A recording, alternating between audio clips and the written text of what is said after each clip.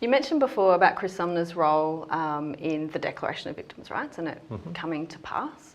Can you tell us a little bit more about that whole involvement at the UN summit? So in the 1980s, the debate was about victims' rights predominantly, and that debate at an international level was stimulated by governments such as the Canadian and Australian government, but also by non-government organisations such as the World Society of Victimology. Yep. In fact, members of the World Society of Victimology drafted a declaration of basic principles of justice for victims of crime, which became the principal document for discussion within the United Nations Office of Drugs and Crime. That office is responsible predominantly for crime-related policy, and because the declaration focused mainly on victims of conventional crime, that's where it was positioned for the purpose of the international debate.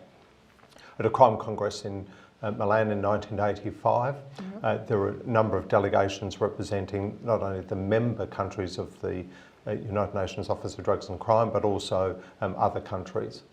Among those was a delegation of about 28 people from Australia, and one of the leaders of that delegation was the Attorney General of South Australia, the Honourable Chris Sumner.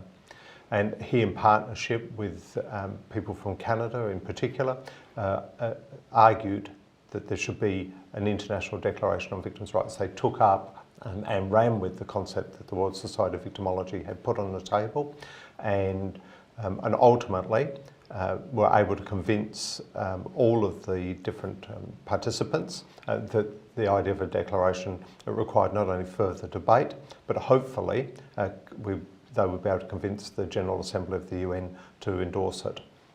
My understanding is that there was a quite heated discussion with African nations wanting the declaration expanded to cover human rights abuses. Some of the more established, larger economies, such as Russia and America, were somewhat opposed to that view. Right. Ultimately, out of the debate, of which I reiterate, Chris Sumner was a major agitator and a major contributor, we ended up with a declaration for victims of crime and victims of abuse of power. It has 21 clauses in it, and all but 3 relate to victims of crime in a more conventional sense, and includes 10 basic rights, and then the other 3 provisions relate to victims of abuse of power.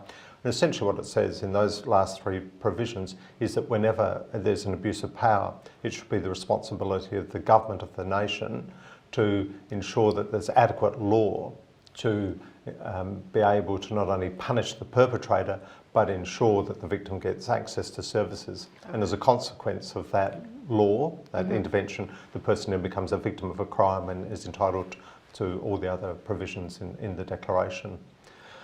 So Australia should be quite proud, and in particular South Australia, in the contribution that we made to that international debate.